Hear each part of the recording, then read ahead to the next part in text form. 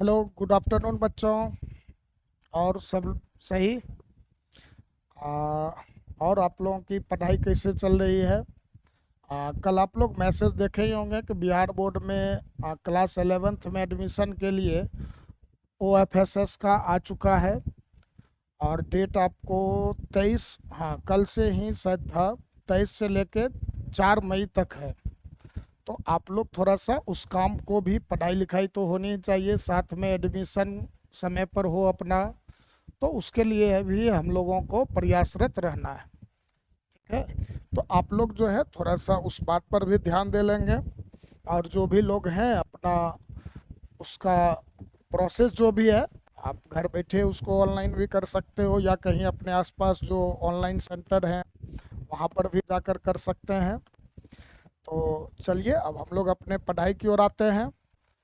आज अपना basic mathematics में नेक्स्ट टॉपिक लेकर आ रहे हैं हम लोग, क्यूब रूट्स ऑफ यूनिटी। तो सभी लोग अपना पेपर और पेन अपने पास रख लीजिए। और क्यूब रूट्स ऑफ यूनिटी की हम लोग अब बात करेंगे। और क्यूब रूट्स ऑफ यूनिटी जो है ये है क्या, तो इसके बारे में हम लोग थोड़ा सा समझेंगे। कि जैसे हम लोग नॉर्मली क्या कहते हैं, स्क्वायर रूट निकालते थे, तो आप देखते होंगे कि प्लस और माइनस करके लिख दिया करते थे। हालांकि जब वर्गमूल निकालते हैं तो प्लस और माइनस लिखना गलत बात होता है। क्यों गलत होता है, जब हम लोग आगे चल के फलन पढ़ेंगे तो वहाँ पर पढ़ने पर आपको ये बात समझ में आएगी। फिलहाल अभी जो हम लोग देखते थे, कुछ ये कहानी हम लोग किया करते हैं। जैसे देखो, हम लोग बेसिक मिस्टेक क्या करते हैं कि x square is equal to 4 है।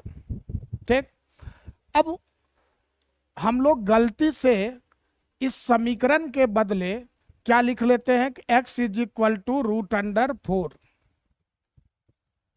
अब x इज इक्वल टू √4 लिखे तो x का वैल्यू क्या लिख देते हो, फिर +-2 ऐसा लिखते हो आप।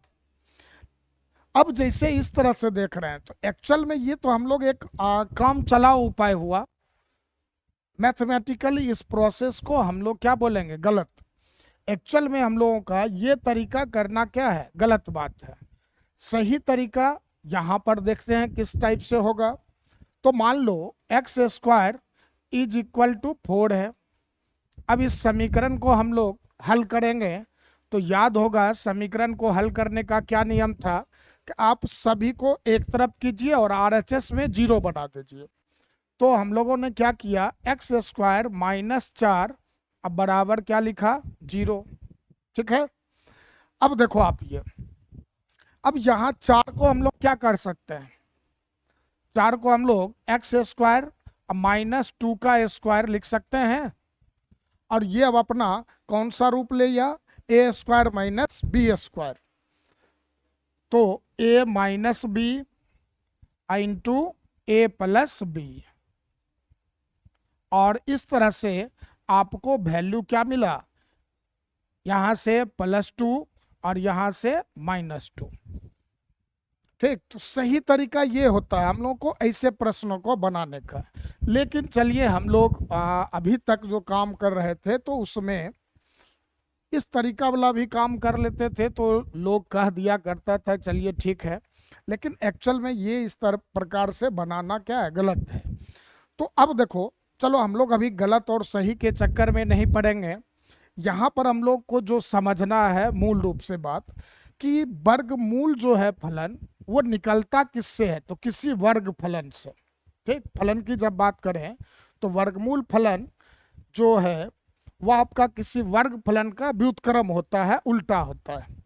तो आप देखिए कि रूट है तो आप दो वैल्यू निकाल लिए, +2 और -2। और ये घात 2 का समीकरण था, और हम लोग पढ़ रखे हैं कि जितने घात उतना ही उसका हल। अगर एक घात का समीकरण है तो उसके कितने हल होंगे, एक हल होंगे। 2 घात का समीकरण है तो उसके कितने हल होंगे, 2 हल होंगे। 3 घात का समीकरण है तो 3 हल होंगे। तो यहाँ तो देखो वर्ग वाले कहानी में अगर एक्स स्क्वायर बराबर 4 है तो आपका 2 आंसर तो आ गया, एक +2 और एक -2। इसी तरह से जब हम लोग घनमूल की बात करेंगे तो घनमूल जब निकाल रहे हैं, मान लीजिए x cube is equal to 8 है, तो अब अगर आप ऐसा भी लिखते हो कि सर एक्स का वैल्यू 8 का पावर क्या हो जाएगा, 1/3, इधर भेज दिए। पता ही है कि जब पावर एक तरफ से दूसरे तरफ जाता है तो पावर को हम लोग पलट कर लिखते हैं, उल्टा करके लिखते हैं। तो यहाँ 3 है, इस तरफ आ गया 1/3, और यहाँ पर हम लोग x का वैल्यू क्या कह दिए, 2 हो गया। ठीक, ये तो समझ में आ गया। अब थोड़ा सा हम लोग देखते हैं यहाँ प्रॉब्लम क्या है। कि यहाँ देखो आप, तो आप अपने समीकरण का घात कितना देख रहे हैं, 3। ठीक, समीकरण का घात क्या देख रहे हो, 3। अब घात 3 है तो हलों की संख्या तो होनी चाहिए थी 3, नहीं, हलों की संख्या कितनी होनी चाहिए थी, 3। लेकिन आपको देखिए तो केवल एक हल मिल रहा है, केवल एक हल प्राप्त हो रहा है। ठीक, अब इसी एक हल ऐसा क्यों हुआ, ये जो नाइंसाफी है कि एक ही हल क्यों मिला, जबकि पीछे वाले केस में हम लोग देखिए घात 2 था, तो घात 2 था तो आपको 2 हल +2 और -2 प्राप्त हो गया। लेकिन यहाँ पर जब हम लोग बात करते हैं तो केवल एक ही हल मिल पाया। तो इसका ये कारण होता है कि जहाँ भी इस तरह की समस्या हो तो उसका ये मतलब है कि जो आपके मूल दिख रहे हैं यहाँ वो वास्तविक मूल है, और जो नहीं आपको दिख रहा है, जो कमी दिख रहा है, एक ही हल जबकि प्राप्त होना चाहिए था कितना, 3, मिला कितना, केवल 1। तो जो अन्य नहीं मिल रहा है वो अन्य वास्तविक नहीं है, वो कैसे हैं, सम्मिश्र हैं। ठीक, तो आज हम लोग इसी बात को सीखेंगे कि अगर मान लो कि x³ बराबर 8 है तो उसके वास्तविक तो 2 होंगे, वास्तविक मान क्या होगा, 8 का घनमूल निकालते हैं तो वास्तविक घनमूल क्या होगा, 2, लेकिन अन्य दोनों क्या होंगे, इस बात को हम लोग समझते हैं किसके द्वारा, तो इकाई के घनमूल से। ठीक है, इसको हम लोग किससे पढ़ेंगे, इकाई के घनमूल से। तो यहां पर देखा जाए इकाई के घनमूल, तो देखो इकाई के घनमूल कहने का क्या मतलब है कि हम लोग एक का पावर क्या निकाल रहे हैं, 1/3। कितना निकाल रहे हैं मान, एक का पावर 1/3। अब एक के पावर 1/3 को आप क्या मान लो, कुछ ना कुछ वैल्यू तो मिलता ही, जो भी वैल्यू मिला उस वैल्यू को हम लोग मान लो क्या नाम दे लिए, x मान लिए। कितना माने, x।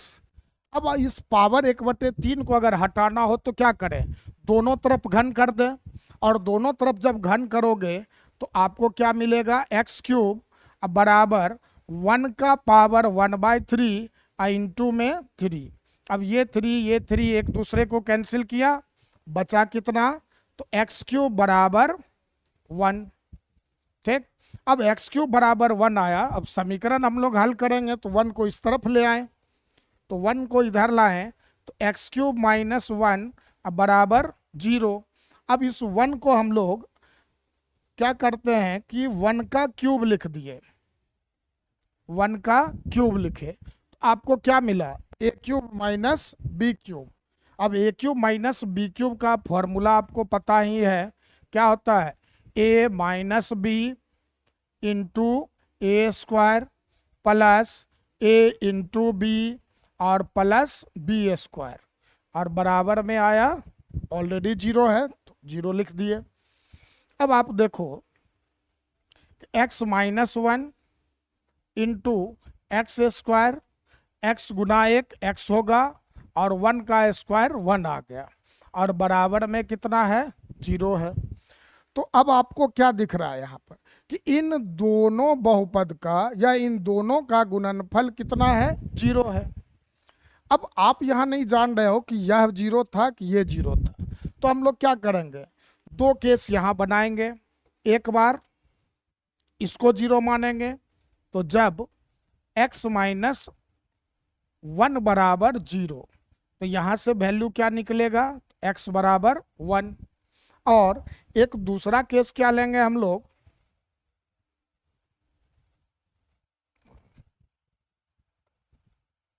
और एक दूसरा केस क्या लेंगे हम लोग कि जब x square plus x plus 1 बराबर 0। ठीक है, तो अब देखिए ये जो द्विघात है इसका अगर आप गुणनखंड करना चाहो तो नहीं कर पाएंगे। तो गुणनखंड नहीं होगा तो इसके मूल को अगर ढूंढना है तो हम लोग पढ़ा करते थे द्विघात सूत्र या श्रीधराचार्य सूत्र। x बराबर क्या था, minus B plus minus root under B square minus 4ac by 2a। तो यहां पर आप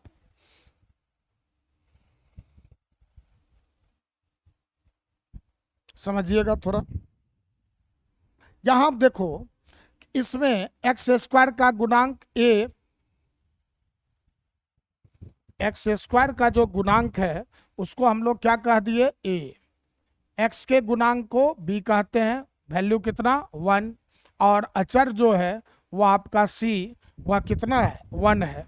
और आप द्विघात सूत्र को देखिए तो x बराबर क्या था, तो minus B plus minus root under B square minus 4ac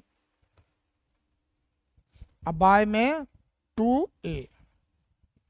तो अब आप वैल्यू निकालिए इसका, b का वैल्यू, a का वैल्यू और c का वैल्यू जब यहाँ पुट करते हैं तो -1 plus minus root under B square मतलब 1 का स्क्वायर माइनस 4 इंटू 1 इंटू 1 अब बाय में 2 इंटू 1, ये लिख दिए। अब आप आगे बढ़िए,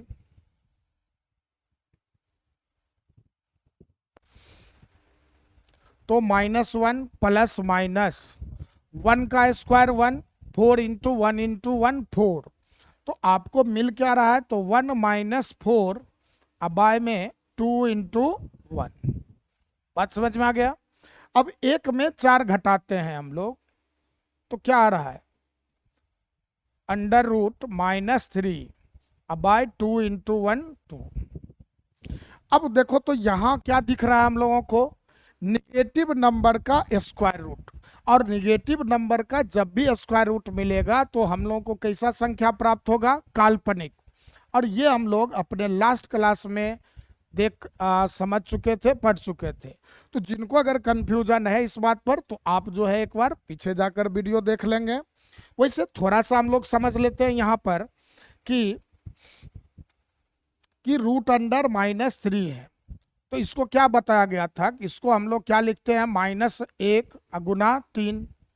अब यही रूट a गुना रूट b को आप रूट a इंटू क्या लिखते हो, रूट b, और इस रूट -1 को ही हम लोग क्या कहते थे, आई मतलब इमेजनरी नंबर या आयोटा भी बोलते हैं इसको।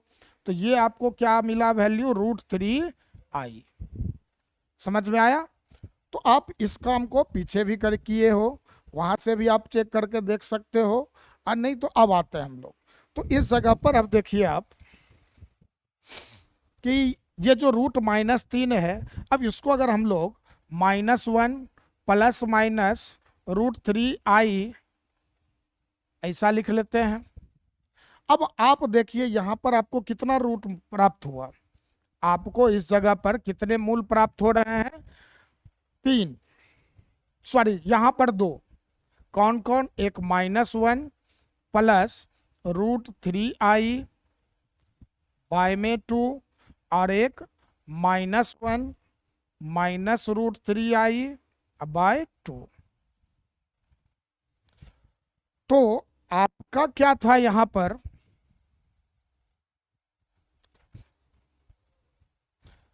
तो इस समीकरण को जब हम लोग हल किए x² प्लस x प्लस 1 को, तो यहां से हम लोग अभी पीछे नीचे हम लोग देखे कि कितना हल प्राप्त हुआ, 2, एक -1 प्लस √3i बाय 2 और एक दूसरा -1 माइनस √3i बाय 2।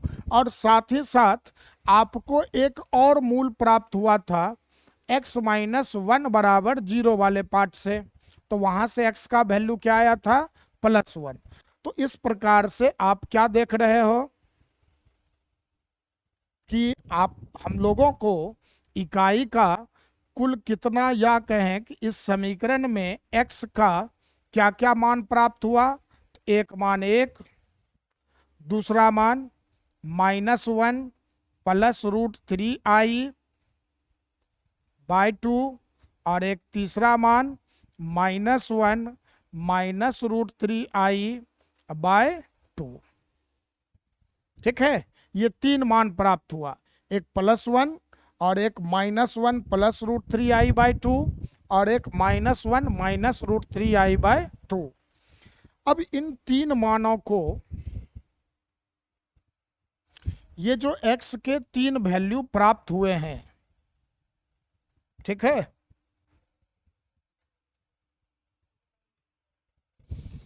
तो इन्हीं तीनों वैल्यू को हम लोग आगे चलकर इनमें से एक को तो 1 को तो 1 ही कहा, ठीक, एक का नाम कुछ भी नहीं बदला गया।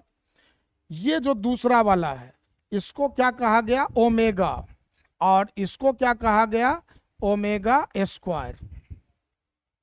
ठीक, इसको क्या बोले हम लोग, ओमेगा, क्या कहेंगे, ओमेगा, याद रखना है। अब एक ओमेगा आप लोग फिजिक्स में, साइंस में अपने पढ़े होंगे 10th क्लास में, ठीक है, ओम को इस तरह से।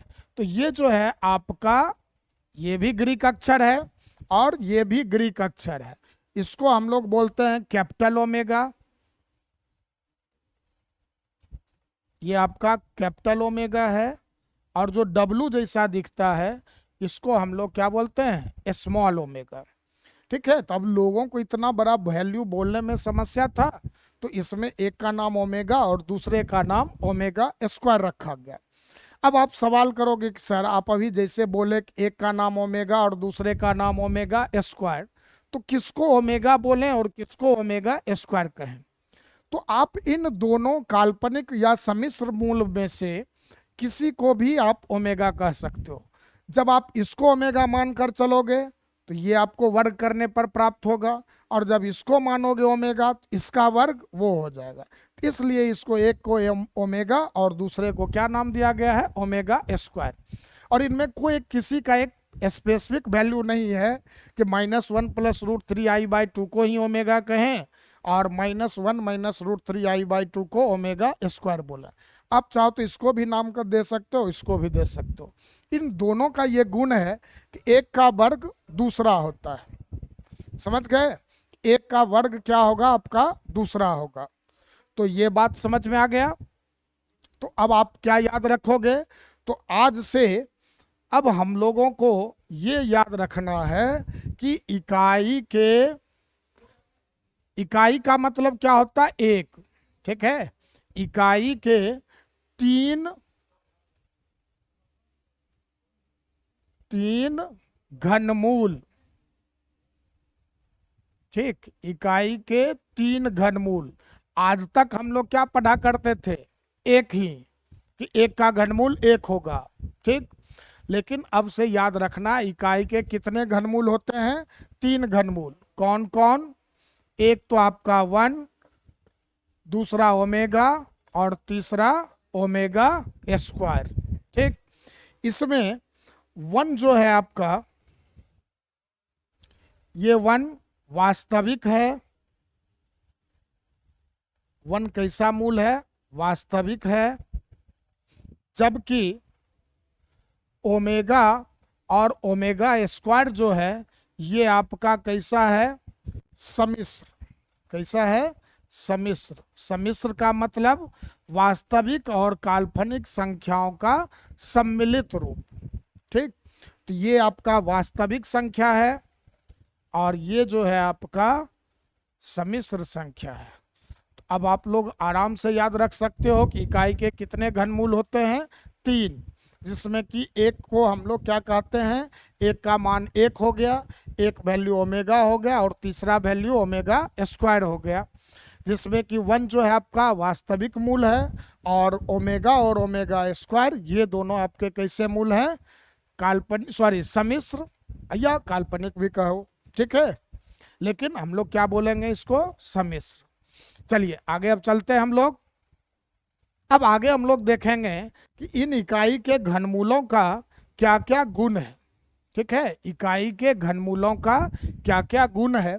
तो सबसे पहला जो गुण क्या कहा गया, ये यही बताया गया कि इकाई के 3 घनमूल होते हैं, जिसमें एक वास्तविक तथा 2 सम्मिश्र मूल होते हैं।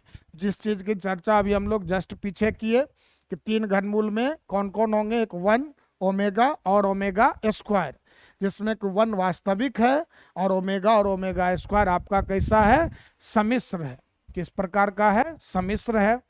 फिर आगे बढ़िए, दूसरा क्या कह रहा है कि इकाई के घनमूल का सम्मिश्र मूल जो है वह एक दूसरे का क्या होता है, वर्ग होता है, ठीक। जैसे अभी इस बात को भी हम लोग चर्चा में ला चुके, ओमेगा और ओमेगा स्क्वायर। तो आप उन दोनों में से कि -1 प्लस √3i/2 और -1 -√3i/2, इन दोनों में से आप किसी को भी ओमेगा और ओमेगा स्क्वायर का नाम दे सकते हो। इसको ओमेगा कहेंगे तो ये ओमेगा स्क्वायर होगा, और इसको ओमेगा अगर बोल रहे हैं तो ये आपका फिर कौन हो जाएगा, ओमेगा स्क्वायर। तो ये कारण है कि दोनों एक दूसरे का क्या है, वर्ग होता है। आप इसका वर्ग करोगे तो वो वैल्यू मिलेगा, इसका वर्ग करने पर ये वैल्यू आ जाएगा। बाद में जब हम लोग सिलेबस में पढ़ेंगे तो इसको डिटेल्स में जान लेंगे। फिलहाल अभी बस इस बात को आप याद रखिए कि एक का वर्ग दूसरे के बराबर, ठीक।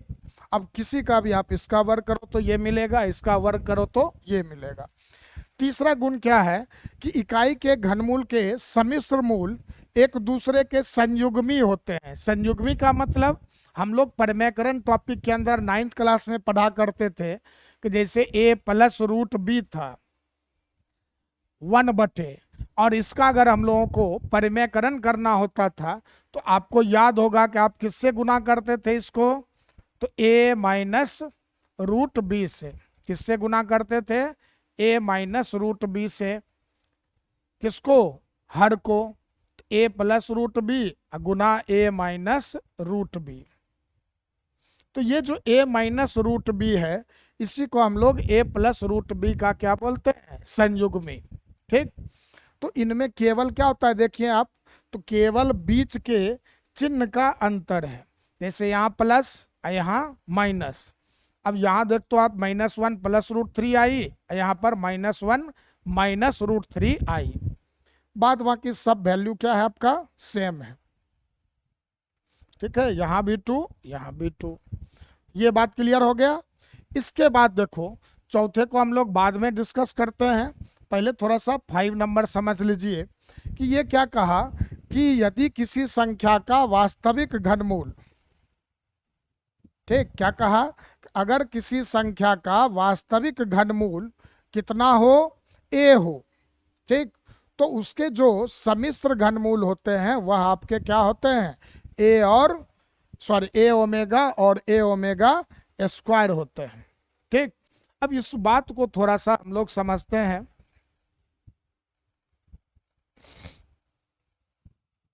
ठीक है, क्या कहा, अगर किसी संख्या का वास्तविक घनमूल a हो तो इसके सम्मिश्र मूल क्या होंगे, a ओमेगा और a ओमेगा स्क्वायर।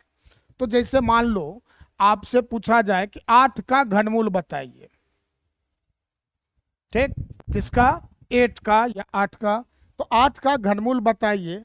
तो आप पहला काम ये देखो कि 8 का वास्तविक मूल कौन होगा, तो 8 का वास्तविक मूल सर 2 होगा, तो ये वास्तविक मिल गया। अब करना क्या है कि इस वास्तविक मूल में आप किसको गुना कर दें, ओमेगा से और ओमेगा स्क्वायर से। तो आपके इस 8 के तीनों घनमूल क्या प्राप्त होंगे, 2 ओमेगा और 2 ओमेगा स्क्वायर, ठीक। इसी तरह से आप मान लीजिए 27 का घनमूल पूछा गया, तो बताओ 27 का वास्तविक घनमूल क्या होगा, 27 का वास्तविक घनमूल 3, तो इसके सम्मिश्र क्या हो गए, 3 ओमेगा और 3 ओमेगा स्क्वायर। फिर आप आगे चलें, मान लीजिए आपसे पूछे -8, क्या? तो -8 का घनमूल निकालो। अब बताना -8 का वास्तविक क्या होगा? तो -8 का सर वास्तविक मूल हो गया -2। क्या हो गया? -2। तो अब बताइए आप इसके सम्मिश्र क्या होंगे मूल? तो -2 ओमेगा। जो भी वास्तविक है उसको ओमेगा और ओमेगा स्क्वायर में क्या कर लेना है? गुना कर लेना है। ठीक है, किसमें गुना कर देंगे आप? ओमेगा और ओमेगा स्क्वायर से। चलिए नेक्स्ट हम लोग बात करते हैं -1 का घनमूल। तो -1 का घनमूल, तो -1 का वास्तविक घनमूल -1, काल्पनिक क्या होंगे? तो -1 को ओमेगा से गुना करते हो तो माइनस ओमेगा मिलेगा, और माइनस ओमेगा स्क्वायर से गुना करते हो तो माइनस ओमेगा स्क्वायर हो जाएगा। तो इस तरह से हम लोग आराम से किसी भी संख्या का घनमूल बता सकते हैं, और वह भी सभी के सभी, वास्तविक को भी और सम्मिश्र को भी। ठीक, तो अब ये तो समझ में आ गया होगा। अब हम लोग एक बात पीछे देखे थे। ठीक,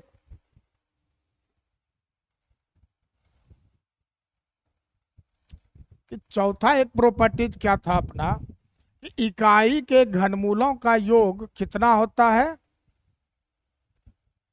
शून्य होता है। ठीक, इकाई के घनमूलों का योग क्या होता है? शून्य होता है। तो जैसे आप इन तीनों को जब जोड़ोगे, अब इकाई के तीन घनमूल कौन थे? 1, ओमेगा और ओमेगा स्क्वायर। जब आप इन तीनों को जोड़ते हैं तो 1 प्लस ओमेगा और प्लस ओमेगा स्क्वायर, ये जो मान है आपको कितना प्राप्त हो जाएगा? 0। ठीक, ये वैल्यू क्या मिल जाएगा? 0। अब सर ये कैसे 0 होगा? तो आप इस बात को दो तरीके से समझ सकते हो। फिलहाल अभी एक ही से समझाऊंगा, बाद में दूसरे को देखेंगे। तो यहाँ पर आप देखिए 1, ओमेगा का वैल्यू याद कीजिए।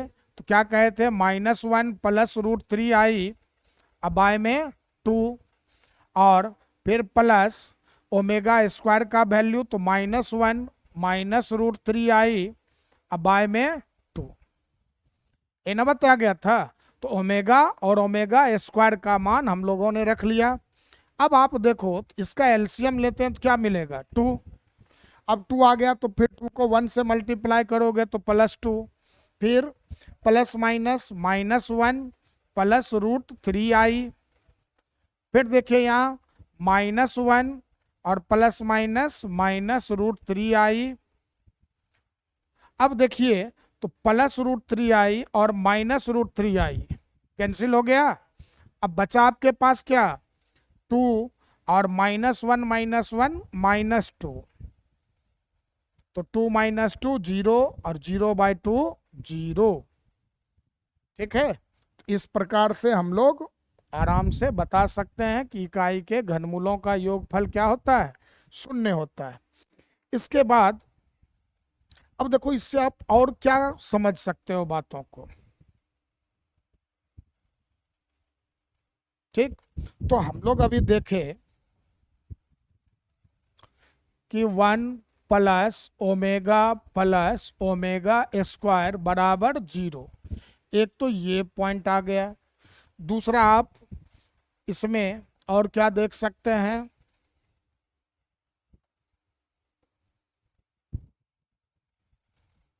ठीक है, दूसरा बात यहाँ से आप और क्या समझ सकते हो कि अगर आपसे पूछा जाए कि 1 प्लस ओमेगा का मान क्या होगा, तो अपना जवाब क्या होगा? तो सर प्लस ओमेगा स्क्वायर को उधर भेजें तो क्या मिलेगा? Minus omega square. ठीक, तीसरी बात कि सर 1 प्लस ओमेगा स्क्वायर का मान क्या होगा? तो 1 प्लस ओमेगा स्क्वायर का मान, यहीं से देखें तो आप ओमेगा को इस तरफ ले आइए तो माइनस ओमेगा। और तीसरा बात कि ओमेगा प्लस ओमेगा स्क्वायर का मान क्या होगा? तो हम लोग क्या कहेंगे? -1। तो इस तरह से हम लोगों को इन वैल्यूज को थोड़ा सा याद रखना है, जिससे कि हम लोग इससे रिलेटेड क्वेश्चंस को कर सकें।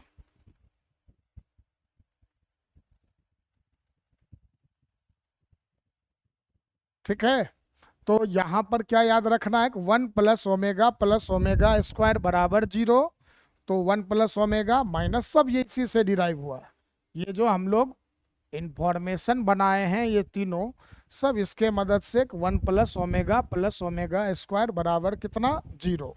ठीक, तो 1 plus omega minus omega square, 1 plus omega square minus omega, और ओमेगा प्लस ओमेगा स्क्वायर आपका क्या हो रहा है -1। तो ये बात अब समझ में आ चुका होगा आप लोगों के। अब हम लोग नेक्स्ट देखते हैं कि इकाई के घन मूलों का गुणनफल जो है वह कितना होता है, 1 होता है। ठीक, कि अगर आप 1 into omega into omega square जब करते हो तो ये वैल्यू आपका हमेशा क्या मिलेगा, 1 मिलेगा। आप इसको चेक भी कर सकते हो। तो जरा अभी समझ लेते हैं हम लोग। अब यहाँ पर ओमेगा क्या है ये आपको अच्छी तरीके से मालूम है। तो 1 इंटू क्या था ओमेगा, तो ओमेगा हम लोग क्या लिखेंगे -1 प्लस √3i बाय 2, फिर इंटू ओमेगा स्क्वायर का वैल्यू क्या कहते हैं हम लोग -1 माइनस √3i बाय में 2। अब देखिए, चलो 1 से हम किसी भी संख्या को गुना करते हैं तो वही मिलेगा। ठीक है, तो अब आप आगे लिखिए, 1 को चलो छोड़ देते हैं। यहाँ पर आप देखो ध्यान से, a -1 को आप एक नंबर मान लें, a प्लस बी और a माइनस बी। आपका ये कौन सा फॉर्म आ रहा है, तो a स्क्वायर मतलब -1 का स्क्वायर माइनस बी स्क्वायर, तो √3i का होल स्क्वायर। डिवाइड में आप 2 इंटू 2 करते हो तो क्या मिल रहा है 4। ठीक, अब बताओ -1 का स्क्वायर क्या मिलने वाला है, +1। ठीक, -1 का स्क्वायर क्या आएगा +1। फिर माइनस √3 का स्क्वायर आपका 3 हो गया, और i का स्क्वायर i स्क्वायर हो गया, और डिवाइड में आपका 4 है तो इस 4 को लिख दिए। ठीक,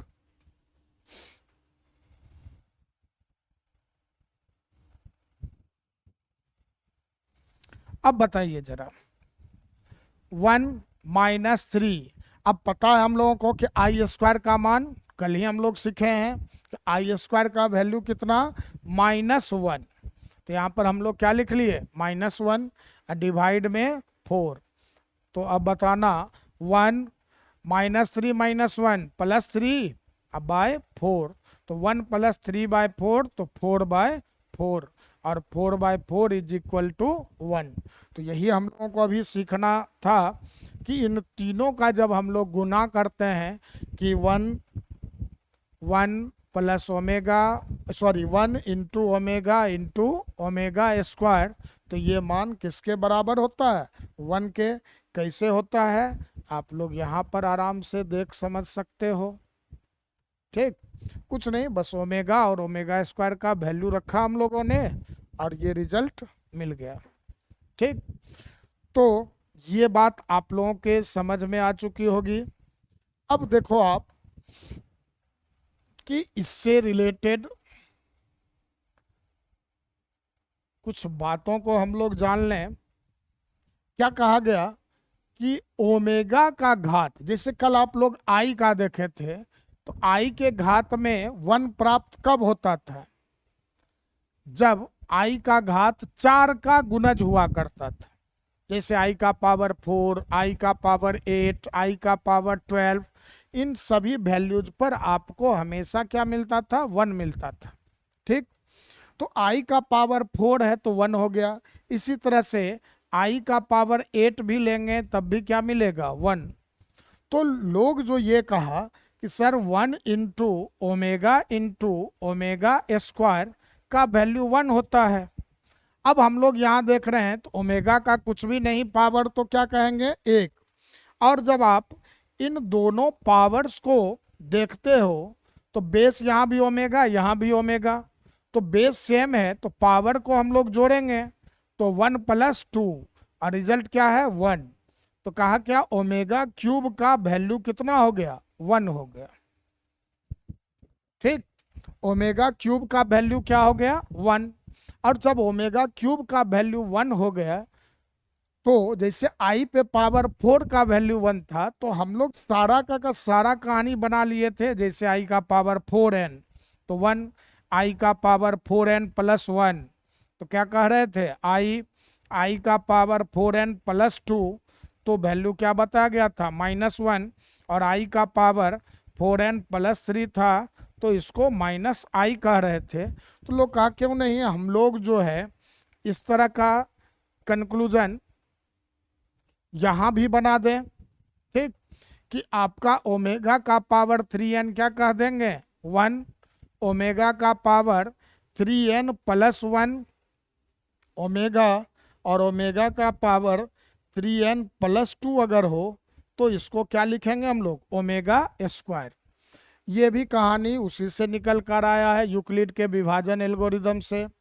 जैसे हम लोग किसी संख्या में 3 से भाग देते थे, तो इस फल वहाँ क्या प्राप्त होता था, 0, 1 और 2, ये ना प्राप्त होगा।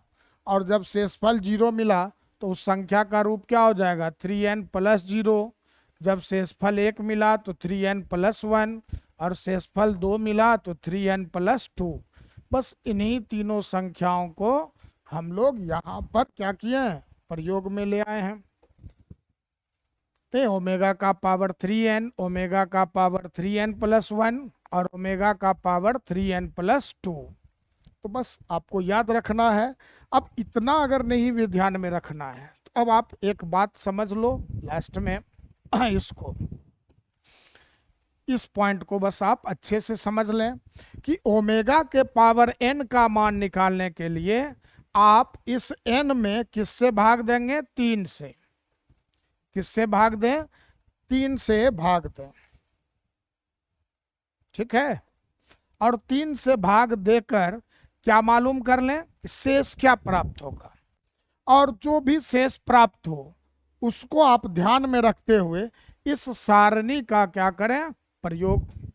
तो इस सारणी में क्या कह रहा है कि जब आप किसी भी संख्या में 3 से भाग दोगे तो आपको शेषफल क्या मिलेगा, जरा यही बताओ।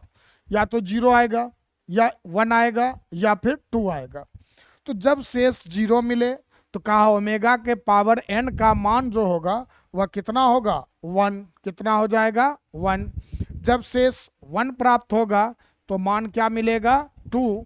सॉरी, जब शेष 1 मिले तो मान होगा आपका ओमेगा, और जब शेष 2 मिले तो मान होगा आपका ओमेगा स्क्वायर।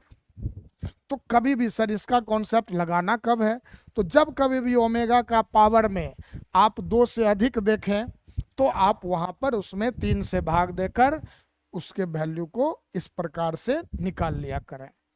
तो ये बात क्लियर हो गया।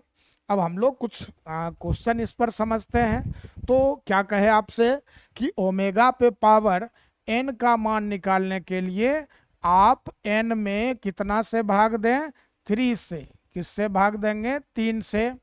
और भाग देकर इधर शेष लिखें, और इधर क्या याद रखें, ओमेगा पे पावर n का मान या वैल्यू जो भी कहो। ठीक, अब अगर मान आपको क्या मिले,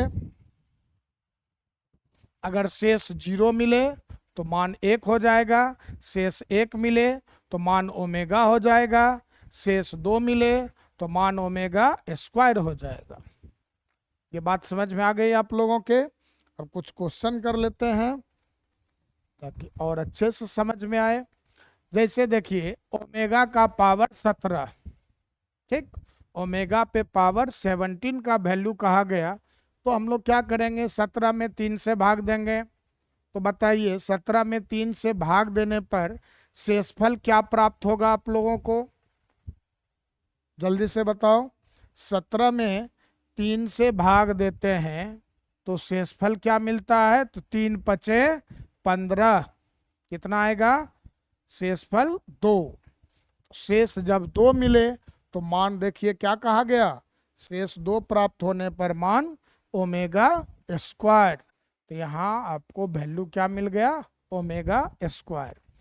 फिर जैसे देखिए आप ओमेगा का पावर 36, ओमेगा पे पावर 36 का वैल्यू बताना हो तो 36 में हम लोग किससे भाग देंगे?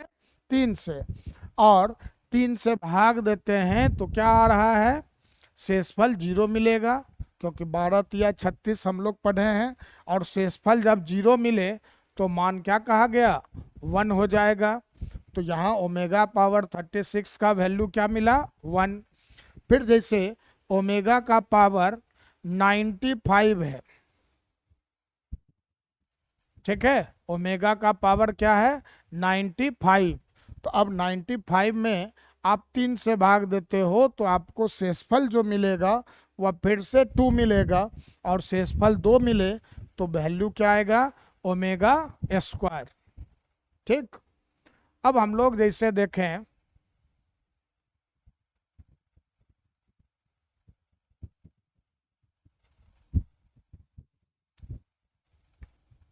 नेक्स्ट क्वेश्चन, ओमेगा पे पावर 19, ठीक, कितना है? ओमेगा का पावर 19। तो अब इसका रिजल्ट पूछा जाए तो आप 19 में भाग दोगे किससे? 3 से। तो बोलिए 19 में 3 से भाग देने पर शेष क्या मिल रहा है? 1। और शेष 1 मिले तो रिजल्ट कितना बोला गया? ओमेगा। शेष 1 मिले तो वैल्यू क्या होगा? ओमेगा। ठीक। फिर मान लो आप ओमेगा का पावर 432, कितना? 432। तो आप लोग देखिए यहाँ 3 से भाग दे रहे हैं, और 3 से भाग देने का आपको विभाज्यता नियम मालूम होगा। ठीक। क्या कहा करते थे? अगर किसी संख्या के अंकों का योगफल 3 से विभाज्य हो तो वह संख्या 3 से विभाज्य होती है। तो यहाँ आप इन तीनों को जब जोड़ते हो तो 4 + 3 + 2 कितना मिल रहा है? 9। तो आप इस 9 में किससे भाग करें? 3 से। और 9 में 3 से भाग देंगे तो पूरा पूरा ये कटेगा, तो पूरा पूरा कटने का अर्थ क्या हो गया? शेष क्या मिलेगा आपको? 0। और शेष 0 मिले तो वैल्यू क्या होता है उस समय? 1। अब एक बात अभी तक आप लोगों को नहीं बताया, कभी भी ध्यान रखना है, जैसे ओमेगा पे पावर का वैल्यू निकालना चाह रहे हैं, बस लास्ट में बस 2-3 मिनट का है, कि ओमेगा पे पावर का वैल्यू निकालना चाह रहे हो तो आप मालूम है कि 3 से भाग देना पड़ेगा, और 3 से भाग देना है तो आप पूरे संख्याओं में ना भाग देकर, ठीक, बहुत ज़्यादा टाइम भी लगेगा, मान लो बड़ी बड़ी संख्याएं हैं तो आप क्या करें? उस संख्या के अंकों का योग निकाल लें, ठीक, और उस संख्या के अंकों के योगफल में 3 से भाग दें, वही शेषफल मिलेगा जो पूरे संख्या में 3 से भाग देकर मिलता है। तो आप जैसे देखो, मान लो अभी हमसे बोला जाए ओमेगा का पावर 235, ठीक है, तो हम लोग अब पूरी संख्या में ना भाग देकर इसके अंकों को जोड़ देंगे, तो 2 जोड़ 3 जोड़ 5 कितना मिलता? 10। अब आप 10 में 3 से भाग दो, तो 10 में जब 3 से भाग दोगे तो शेष क्या मिलेगा? बताइए जल्दी से, शेष क्या मिलेगा? 1। 10 में आप 3 से भाग दोगे तो शेषफल क्या मिलेगा? 1। और जब शेषफल 1 मिले तो ओमेगा का ओमेगा पे पावर n का मान क्या होता था? ओमेगा। ठीक। फिर जैसे समझो आप ओमेगा का पावर 96 कहा गया, कितना कहा? ओमेगा का पावर 96। तो अब 96 में हम लोग 3 से भाग देंगे तो थोड़ा ज़्यादा मेहनत, तो आप क्या करें? 96 के अंकों को जोड़ें, तो 9 + 6 कितना आ गया? 15। फिर से 2 अंक दिखा, फिर से जोड़ दो, तो 1 + 5 6। अब 6 में आप भाग दे दीजिए किससे? 3 से। अब 6 में आप 3 से भाग दोगे तो बताना जरा शेष क्या मिलेगा? 6 में 3 से भाग दोगे तो शेष क्या मिलेगा? 0। ठीक। भागफल 2 मिलेगा, शेष क्या मिलेगा? 0। मयंक, भागफल 2 मिलेगा, शेष 6 में 3 से भाग देने पर 0 प्राप्त होगा। ओमेगा पे पावर 96 का मान क्या हो जाएगा आपको? 1। अभी हम लोग जस्ट देखे थे ना पीछे कि जब शेष 0 मिले तो मान 1, शेष 1 मिले तो मान ओमेगा, और शेष 2 मिले तो मान ओमेगा स्क्वायर। तो आई होप ये आपको वीडियो काफ़ी अच्छा लगा होगा। अगर अच्छा लगा है तो आप अपने दोस्तों के बीच इसे ज़रूर शेयर करेंगे। और आप लोग आज जो है इसका डीपीपी आप लोगों को कौन सा चौथा डीपीपी भेजा जाएगा। आप लोग उस चौथे डीपी में यही प्रश्न है आपको ओमेगा पे पावर का मान निकालने वाला, ठीक। तो आप ऐसे क्वेश्चन को बनाकर रखेंगे, और अगर कोई डाउट हो रही है तो फिर आप अगले क्लास में कमेंट करके पूछ सकते हैं। तब तक के लिए धन्यवाद।